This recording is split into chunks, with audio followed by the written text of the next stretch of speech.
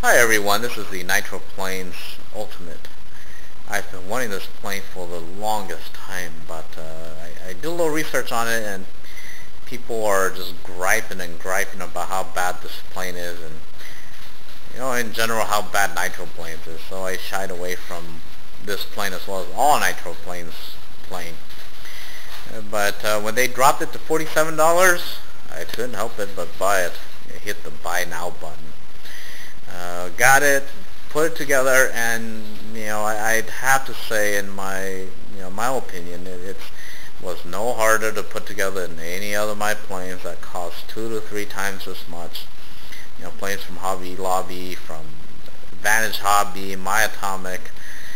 Not any harder, not any easier. I'd say it's the same thing. I would have to say the hardest thing and the most confusing part about this plane is mounting the top wing. They do have pre-drill holes on the top, which makes it a lot easier, but then you don't know, these wing spars are really confusing. You don't know which side goes where, and there's no real directions. But here's the thing, after I put it in, I noticed if you look through put it to a lighted area in the background, you can see that there's pre-cut, there's a pre-cut arrow at the top which designates the top. Would have been nice if that was in the instructions, but it wasn't. Boy, that would really help me when I put on. I must have spent nearly half an hour just trying to figure out which direction these wing spars looked, or which direction these wing spars went in. But after I figured that out, it was pretty simple. All I did was the pre-drilled holes on the top, I just plugged it in, screwed it in. I cut out a small T, because I didn't have one that was small enough. I squared off the top. The bottom, the way I did it was I squared off the bottom, screwed it in, and that was that. It was quite simple to do. And the other thing that I thought about that took me a little bit was how to even off the top to the bottom. I took my my square, and using the square I touched the bottom wing. Well, first of all, I made sure the bottom wing was straight, and then touched the bottom wing and kind of looked at how much space I had, and did the same thing to the other side, and that was that. Came out pretty straight.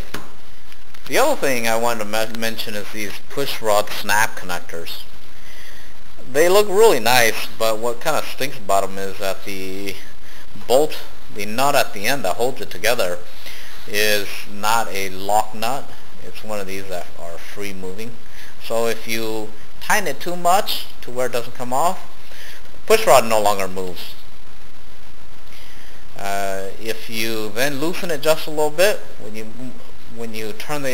move the ailerons back and forth, then the nut loosens and it comes off, which wouldn't be pretty in flight.